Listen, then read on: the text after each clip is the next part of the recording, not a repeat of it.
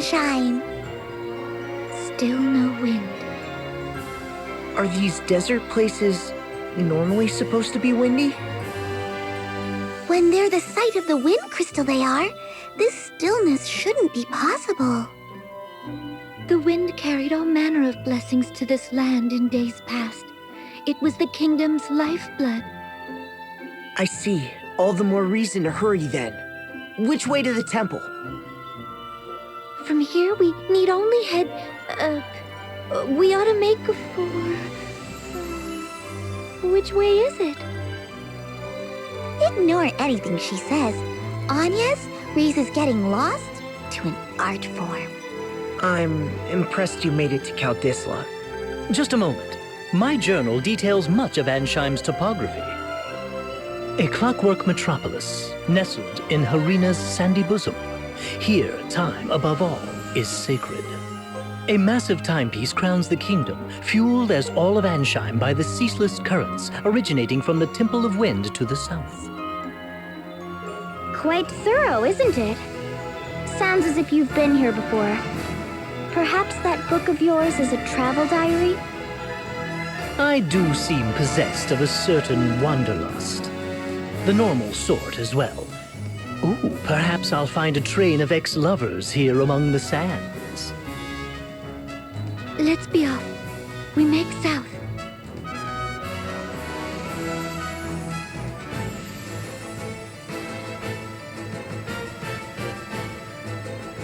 All present, Lord Marshal. Save the usual tune, at least. No matter. Let's begin. I trust word has reached you from Kaldisla. The Knights of the Eternian Sky have fallen to the Vestal. I'd not thought the girl so bloodthirsty as all that. It appears she surrounded herself with capable guards. What's more, it pains me to say it, but Idia's whereabouts have been lost amid the chaos. That is no concern of yours. Do not confuse personal matters with your assigned task, Alternus. My apologies, Lord Marshal. Not only did the Sky Knights fail, they've given the Vestal wings. Why they didn't simply kill the child, I'll never know. Keenly insightful as ever, Victoria. Yet I fear we've need of the Vestal alive. Have we, Victor? Bah, no matter then. If she fled by air, it's a simple matter to track her. She makes for Ansheim by necessity. And to the Temple of Wind. Ansheim does face upon the Florsheim Sea. Of course. Most of the world's seas have gone putrid, but the inner sea remains navigable. That would offer the airship a berth. But what does she aim to do there? Why return to the crystal now? It smells of some sinister plot. Ansheim is the province of the Cammer and Profiteur merchantry. What say you, Lord Marshal? We haven't the leisure of chasing the Vestal across the globe and back. We need her in custody now. Tell the merchantry to employ any means they must.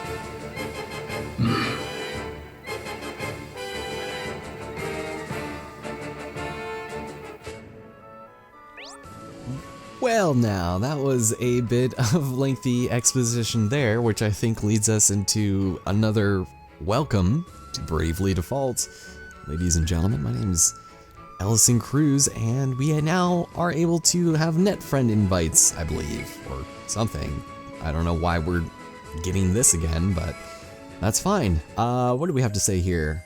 Something about Ansheim, something everybody's been talking about. So many new things like the Florsheim goddamn ocean and the births of airships and rotting seas. But anyways, so this core serve or... Oh, we're still trying to find it, I see. Alright.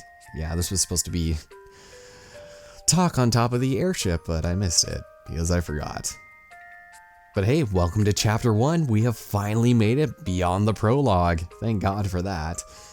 and we get to head through the desert, where unfortunately we are ill-equipped to take on the terrors that siege upon us. So, anyway. Yep, she's flown all over the world, like places like Eternia and Caldisla. Awesome. Idia is great. So yeah. Countries of perpetual summer, winter. Man, Ring a Bell sure does have a way with words. Everybody is so amazed. They're just like, sweet Jesus. Oh, no, but he doesn't remember. Yeah, keep it that vague and you're sure to be right. Yes, much like lots of politics and politicians. So starting us off, let's get into maybe a battle or two where I'm sure we're probably going to get our asses handed to us. Absurdly so. Because if somehow I don't, then that would be a miracle. Such as, oh, this guy right here. Ooh. Okay, so the Sandworm. Christ, I'm gonna be horrible at this because we have nothing he's good against. I could try Thunder, probably get that under control, and then just bravely attack, because if he uses Sandstorm, we're fucked. Just saying right now. And actually, let's go in default, and let's just hope we can take him out quick, because this guy has a lot of health. Yep, here you go, Sandstorm. We're blinded. We're done. Ain't nothing we can do about it. Also, hits like a fucking tank, too. Alright, so this is mainly why I decided to keep Anya's on the defensive side. Great. Luckily I do have Blindness, so, but nobody to really cast it. Also, accuracy doesn't really seem to factor much as far as spell casting goes, so that's good. Anyways, one turn victor, that works. 52 experience from that one enemy. That's actually kind of amazing. I'm quite pleased with that. So let's heal up a little bit, shall we? That was amazing for us. Let's go magic. Probably unblind, especially Adia. You can also, you know, use eye drops, but this is fine. Okay. Shall we get into one more fight and then head into the city? This is probably going to be a little bit of a shorter part because I said in the last part I did want to kind of end off there, but we're continuing on just because I'm a maverick and I do what I want. And hopefully it's not another Sandworm, because that would be so lovely. Of course it is. And it's going to be night too. Alright, did we see how much damage the Thunder did? Because I think it was probably not super great. Hopefully he doesn't attack first though. So we'll just do a bunch of Thunder, and let's try one Fire. And another Fire, just because. And we'll just do basically what we did last time. Maybe I could try Strong Strike, which is that same one from before. Oh, Inner Alchemy. We learned this at the end of the fight against Heinkel, but it cures a variety of our own status ailments, which means we can cure ourselves of things if we want to. But why we would want to do that when we already have White Mage is beyond me. But you do want to keep in mind, all of our characters won't be sharing all of these jobs for the entire game. I will have a dedicated healer, and they won't all just have magic all the time. It's just pretty convenient right now. Alright, let's go ahead and use Strong Strike, shall we? And we'll go in default. And I guess we'll just attack more. There we go. There we go. Sweet. Get a couple of hits in. Yeah, this guy just has a shit ton of health, too. Ooh, smacking Agnes. How dare you? Anya. And not even gonna kill him. Ooh, except for right there, the finishing blow by Tiz. Ooh, that must have hurt. Excellent. So, yeah, pretty good grinding spot out here. And I think there's supposed to be like a venomous snake out here, too. I'm not 100% sure. Alright, magic. I guess Anya, you can go ahead and heal, perhaps. Oh, she also got white magic too, which if we go down here, and I do believe instead of using the M defense 10% up, let's see. Oh, wait, did I learn that? I thought I did.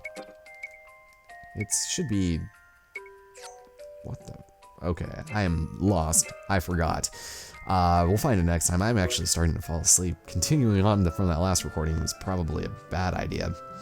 Before we enter Anchime, however, let's see the gourmand. Are they going to speak about the delicacies and the foods from there? And actually, I'm fucking starving right now. Yeah. So since she rarely left the temple, she couldn't tell you anything about the cuisine.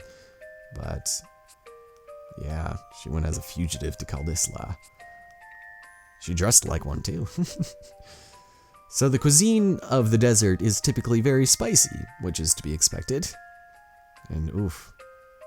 Oh god. I can't remember the last time I ate something so spicy that I went to a full body sweat. That must be so uncomfortable. Could you imagine being like a cat or an animal that just can't really determine taste by spice or sweetness? Everything literally just tastes like nothing? Oh, and here's Ring a Bell and his fiery sense of humor. Yeah. So of course, because it's also a somewhat poor town-ish, some inner sea nonsense. Ice cream, stretchy ice cream, of course. Awesome. So she likes her fair share of sweets. Temperament. Yeah, everybody loves you. Whew. Apprehensive Vestal by any means necessary. Seems the Council of Six is growing desperate. Those were their words. I've relayed them to you. My contract states I'm to receive payment for my troubles from you. Then your contract is mistaken. I've heard nothing of the sort. Bah, fine. You'll have your fee. But I am taking the small discount. Only fair as a regular customer, eh? If you must. Still, this Vestal is quite the little monster, no? To have this Sky Knight so undone. If the margin is high enough, I would tackle a behemoth bare-handed. But until I see a profit, I'll not move an inch. Business is business, yes? Christ, that guy's voice is only slightly grating. But let's not have that detract us from the beauty that is Anchime, the land of sand and time. You guys notice a bit of a recurring rhyme scheme going on here? Yeah, that's not just you. Alright, one more party chat, and then we'll explore the town. Land of sand and time. Alright, so Clockwork Wonder in the middle of a desert. Yeah, it's actually a really interesting combination of time and sand. Whoever would have thought of a combination like that? So, anyway, since the wind has stopped, unfortunately, power and thusly water can't quite reach the town.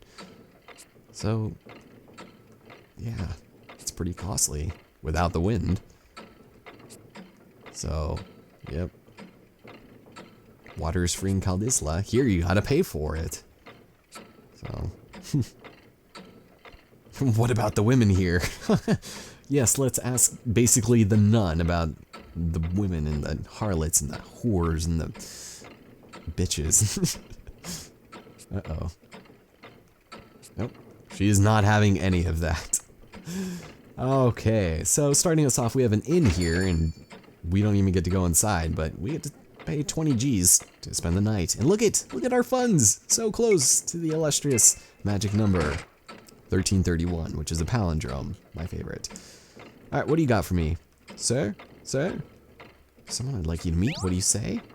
Oh, AI friends. Okay, so if you're in my boat and you don't know anybody who has this game and you're a loser, then, well, you can use AI friends and use their Abalinks.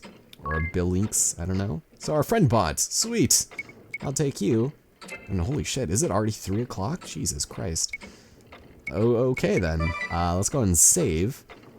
And we're probably almost done with this. Let's continue through this area. And before we start the next sequence of events, which I believe don't begin until we make it day again, we can just go and explore what this town has to offer.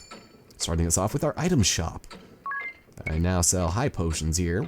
Restores 500 HP. That is fantastic. Not too bad. They still cost the same as the other stores, but That's alright. And well, oh, actually, there's some items to be collected here also. I'm not 100% sure where they are. Alright, Lady Vestal. They believe in us. Oh, and the weapon shop. Ooh, this is actually really, really tempting to do because as much as I'd like to do some of this, oh, I don't know. We should probably increase Anya's. Ooh, the oaken pole is actually going to be really good for her. That's actually like surprisingly decent. We have the kukri. And iron knuckles, which we already own for Tiz. The mace would be better for Adia, longsword. Ring a bell. Yeah, the weapon that we took from Adia when she first came is still working out great for him. So I'm gonna hold on to that. We're gonna buy the oaken pole for Anya. Or Agnes, sorry. And what was the other thing? The mace for Adia. That's probably good. Okay. Now I don't want to buy too much. The round shield benefits everybody. See, look at every single one of these things is like a positive thing, and that's what I love about RPGs, going to a new town and just seeing what you can buy and just try and strategize around what you have, what you need to get, and so on. So that's probably it for now. Let's go and equip these immediately. Actually, Optimum. Is it still just the rod? The Optimum choices in this are really strange sometimes because, yeah, my right hand, oh, it's because my magic attack is probably more important. Well, shit. Alright, we'll keep that then. Let's see. I bought you the oaken pole, so I'll give you that. Your magic power doesn't go down. Okay, and I think that's literally it. Huh. Alright, bit of a waste. I'll probably start selling stuff off screen just from here on out, just as a FYI. Too exhausted to do anything, and last but not least, we'll grab an ether. Very nice. Let's go ahead and enter this area. Now, there's lots of new spells we can buy here, as well as the first instance of a physical spell in the form of white magic, which is arrow, and that would actually be pretty good. Although it would be nice if I could use Quake. Unfortunately, you'll notice there is a new symbol here dictating we can't exactly use this right now. This is black magic, and this is white magic, then can you guess what this is? No, but we'll deal with that in the future, I guess. Arrow would probably be alright, but I think a lot of the enemies that we'll be fighting in the future will actually be resistant to it, so I think we will probably... we're pretty low on funds. I kind of just want to wait a little bit and kind of play it by ear before we start doing too much else. Anyway. Oh, the Wind Vestal. You're supposed to be doing something important! Well, geez, you don't have to be an asshole about it. So here's the throne room that we need to go visit, but apparently we need to beg an audience by day. That is quite unfortunate. And we'll head over here, and I don't think there's anything else over here. Except for a high potion. It's pretty good. And if I recall correctly, there is an item inside of the throne room and then one inside of this room, which we can actually enter. Holy shit, didn't know we could do that. We can progress some side plot here. How's it going? Oh, he's not here. The man of the hour is not been appeared here. Interesting. So there's a couple items in here, and I think that's all we can get. Huh, and you know, we've been playing as Adia for far too long, so I'm gonna switch that up. Nothing wrong with that, it's just, it's been a little while since we've seen old Tizzy up front. So there we go. Beautiful. It's good to see his bare back in front. But that just about does it for this town. Yeah, try going elsewhere to train.